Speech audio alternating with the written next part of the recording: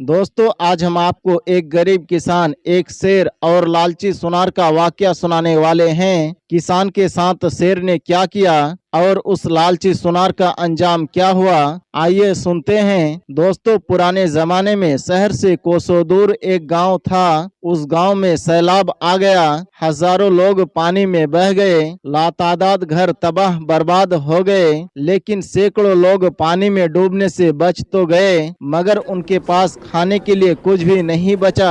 गांव में एक गरीब किसान भी रहता था और एक सुनार से उसकी बहुत अच्छी दोस्ती थी। उसने सुनार को तलाश किया तो इत्तेफाक से उसका घर और उसके घर वाले सभी सही सलामत थे। किसान जब अपनी बीबी के साथ अपने दोस्त के घर सुनार के घर पहुंचा तो वो भी अपनी परेशानी बयान करने लगा कि भाई, मेरा घर तो सैलाब से बच गया, मगर दुकान सैलाब से बर्बाद हो गई और तमाम माल और जेवरात भी सैलाब में बह गए। किसान ने सुनार से कहा, फिर क्या किया जाए? मेरा ख्याल है हम शहर चलते हैं, वहां जाकर जरूर कोई ना कोई नौकरी या मजदूरी मिल जाएगी। अल्लाह मालिक है, यहाँ पर तो कोई भी हमारी मदद के लिए कोई नहीं आएगा। बादशाह को क्या पता हम पर कैसी मुसीबत आकर गुजर गई है। आखिर दोनों ने जरूरत का कुछ सामान साथ लिया और शहर की तरफ चल पड़े। चलते चलते आखिर खाने पीने का सामान भी खत्म हो गया।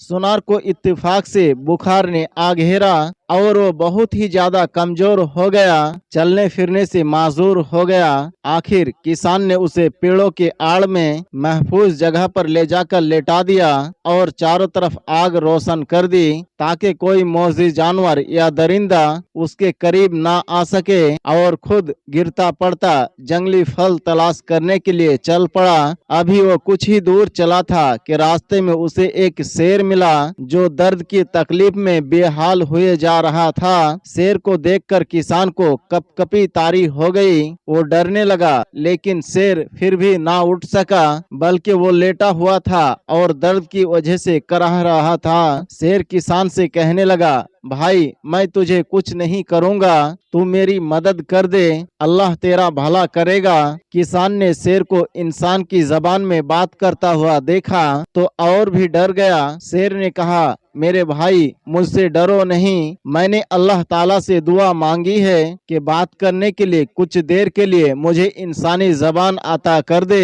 ये सुनकर किसान के अंदर हिम्मत पैदा हुई। उसने करीब जाकर पूछा, अब बताओ मैं तुम्हारी क्या मदद करूं? शेर ने कहा, मेरे पिछले पाँव में बहुत बड़ा कांटा घुस गया है, उसके तकलीफ से मैं मरा जा रहा हूँ। तुम्हें अल्लाह का वास्ता एक कांटा निकालकर मेरी जान बचा लो, वरना कोई शिकारी अगर इधर आ गया तो मेरे कमजोरी से फायदा उठाकर मुझे कैद करके अपने साथ लेकर चला जाएगा या फिर मुझे मारकर चला जाएगा। शेर की बातों को सुनने के बाद किसान ने कहा कि कांटा तो मैं निकाल देता हूँ, लेकिन क्या पता कि तुम मुझे ही खा जाओ। शेर ने आजिजी के साथ कहा, मैं वादा करता हूँ मैं तुम्हें हरगिज कोई नुकसान नहीं पहुँचाऊंगा। ऐसा तो तुम इंसान करते हो कि एक दूसरे के एहसान को भूल जाते हो। किसान ने हिम्मत की और आगे बढ़कर कांटा निकाल दिया। वो बहुत बड़ा सा कांटा था। किसान ने जख्म को साफ करके उसके ऊपर रुमाल से पट्टी बांध दी। शेर ने शुक्रिया अदा करते हुए कहा, ए नेक इंसान, तेरी इस नेकी का मैं तुम्हें क्या बदला दूं? किसान ने शेर से कहा, ए मेरे शेर भाई, मेरा एक और भी साथी है जो कुछ दूर जंगल में बीमार पड़ा है, कमजोरी की वजह से उससे चला भी नहीं जा रहा है। पहले मुझे कुछ खाने के लिए जंगली फल वगैरह या दरख्त बता दो तो बड़ी मेहरबानी होगी। शेर ने कहा, ए नेक इंसान, तुम्हारा दोस्त भी मेरा दोस्त है। सुनो, अभी कुछ दिन पहले दो शिकारी इस जंगल में मेरा शिकार करने आए थे। मैंने मौका पाकर उन दोनों पर हमला कर दिया और उन्हें हलाक कर दिया। उनके साथ खाने पीने का सामान भी था, वो महफूज है। आओ चलकर पहले वो सामान उठा लो और मैं तुम्हें एक ऐसी नायाब बूटी का पौधा दिखाऊंगा कि चाहे कैसा भी बीमार हो उसकी पत्तियां पीसकर मरीज को पिला दो, इंशाअल्लाह 1-2 दिन में बिल्कुल ही तंदुरुस्त हो जाएगा, उसका बुखार भी उतर जाएगा। हम जानवर भी बीमार हो जाते हैं तो अक्सर यही बूटी तलाश करके इसको खा लेते हैं। फिर शेर ने एक दरख्त के नीचे खाने पीने के सामान की तरफ ले जाकर कहा, ए नेक आदमी, ये सामान उठा लो। किसान ने खाने पीने का सामान एक कपड़े में बांधकर कंधे में उठाकर शेर के साथ चलने लगा। कुछ दूर जाकर शेर ने छोटे छोटे पौधों के तरफ पंजों से इशारा करते हुए किसान से कहा, ये है वो पौधा जो हर बीमारी में अल्लाह के हुक्म से शिफा दे देता है। गरीब आदमी ने जल्दी जल्दी कुछ पौधे तोड़कर सामान रख लिए। शेर ने मशवरा दिया, ये बूटी तुम अपने दोस्त को पत्थर से कूटकर पानी से खिला देना, इंशाअल्लाह कुछ ही देर में वो तंदुरुस्त हो जाएगा। किसान ने शेर का शुक्रिया अदा करते हुए कहा, ए अच्छे शेर, तेरा बहुत बहुत शुक्रिया, अब मुझे इजाजत चाहिए, मेरा दोस्त मेरा इंतजार कर रहा होगा। शेर ने कहा, ए भाई, इतनी जल्दी ना कर, मुझे कुछ और भी खिदमत करने का मौका दे। काफी दिन पहले एक शहजादा जंगल में शिकार खेलने आया था, मगर चीते ने उन पर हमला करके उसे हलाक कर दिया। शहजादा और उसके साथी मारे गए, मगर शहजादे के गले में मोतियों का हार था, और वो एक हार नहीं था बल्कि हीरे मोती के बहुत सारे हार थे। शेर किसान को गार के अंदर ले गया और पंजे मारकर एक जगह घास में छुपे हुए हार किसान को दिखाते हुए कहने लगा, इसे तुम ले जाओ और जो चाहे कर लेना, मगर अच्छा होगा कि बादशाह को तुम ये हार दे दो, वो तुमसे खुश होकर तुम्हें ज्यादा इनाम देगा। किसान ने शेर का शुक्रिया अदा किया। शेर ने कहा, जाओ, अल्लाह हाफिज, हमेशा नेक रहना और नेकी करते रहना। अल्लाह ताला ने मुझे तुम्हारी मदद के लिए भेजा है, क्योंकि तुमने मेरी मदद की थी। किसान वहां से रुखसत होकर अपने ठिकाने पर आ गया। सुनार को उठाकर उसने बूटी कुचलकर उसे पिला दी। कुछ ही देर में उसका बुखार खत्म हो गया और वो तंदुरुस्त हो गया। किसान ने जब उसे तमाम हालात बताए और शहजादे के कीमती हार दिखाए तो सुनार के दिल में लालच पैदा हो गया और वो जवाहरात चुराने की तरकीबें करने लगा। खाने पीने का जखीरा मिल चुका था, लिहाजा दोनों फिर से शहर के तरफ चल पड़े। रास्ते में आता हुआ काफिला उनको मिल गया, वो भी काफिले में शामिल होकर उनके साथ हो गए। शहर के पास एक मुसाफिर खाने में दोनों ठहर गए। सुनार के दिल में लालच थी, उन्हें नेकी क्या करनी थी। वो चाह रहा था कि वो हीरे मोती का हार चुराकर वहां से अपने दोस्त को छोड़कर भाग जाए, और उसको मौका मिल ही गया। जैसे ही उसे मौका मिला वो जवाहरात चुराकर वहां से भाग गया और वापस अपने घर आ गया और किसान की बीबी से झूठ बोल दिया कि किसान को एक शेर ने पंजे मारकर खा लिया और वो जिंदा नहीं बचा। मैं तो बड़ी मुश्किल से अपनी जान बचाकर यहाँ आया हूँ। अब इधर किसान ने जब अपने दोस्त को नहीं देखा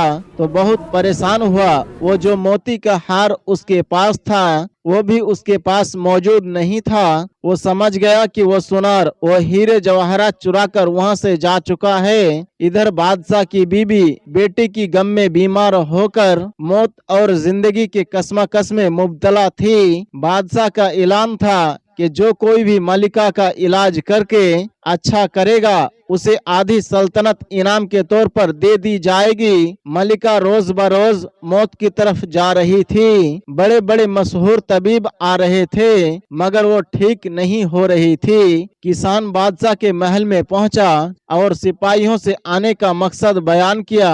वो उसे बादशाह के पास ले गए। बादशाह ने उसे ऊपर से नीचे तक देखा और कहने लगा, ए शख्स, यहाँ पर कई मुल्कों के लोग आए, तुम तो तबीब भी नहीं लगते हो, कहो फिर भला कैसे इलाज करोगे? किसान ने कहा, बादशाह सलामत जान की अमान पाऊं, एक जड़ी बूटी मेरे पास है, उस जड़ी बूटी को आप मलिका को खिला दे, इंशाअल्लाह पहले ही खुराक में वो तंदुरुस्त हो जाएंगी। बादशाह ने कहा ठीक है, इतने लोगों ने इलाज आजमा लिए, तुम भी आजमा कर देख लो, लेकिन याद रखना अगर इसकी वजह से मलिका को कोई नुकसान हुआ तो तुम्हारी जान जाने का खतरा है। उसने कहा आप बेफिक्र रहे। किसान ने अपने जेब से वो जड़ी बूटी निकाली, उसे पानी में घोलकर जैसे ही पिलाया, मलिका होश में आ गई, बिल्कुल सेहतमंद हो गई, जैसे उनको कभी कोई बीमारी हुई ही नहीं थी। अब बादशाह इतना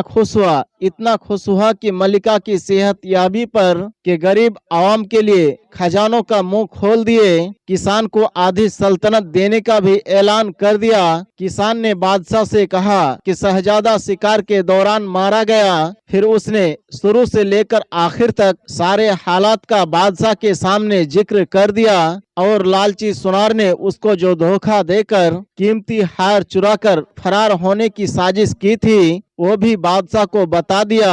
गांव में सैलाब से लेकर सारी बातें बादशाह के सामने एक एक करके रख दी और कहा आप हमारी मदद कीजिए, तमाम लोग बहुत परेशान हैं। बादशाह को सुनार के धोखेबाजी पर बहुत गुस्सा आया। उसने फौरन सिपाहियों को रवाना करके सुनार को गिरफ्तारी का हुक्म जारी कर दिया और गांव वालों का इमदाद के लिए बहुत सारा सामान भिजवाया।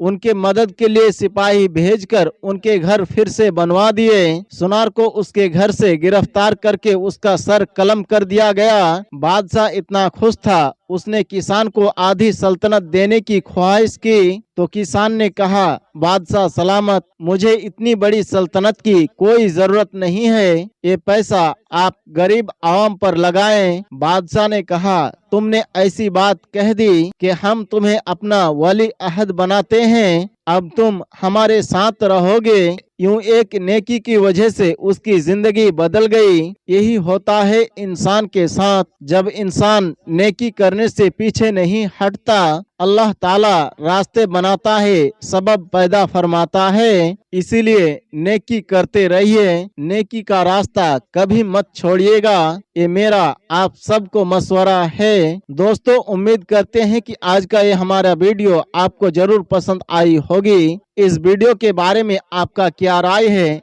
कमेंट बॉक्स में जाकर जरूर कमेंट करें। मिलते हैं एक नए वीडियो के साथ, तब तक के लिए हमें इजाजत दें। अस्सलाम वालेकुम व रहमतुल्लाह।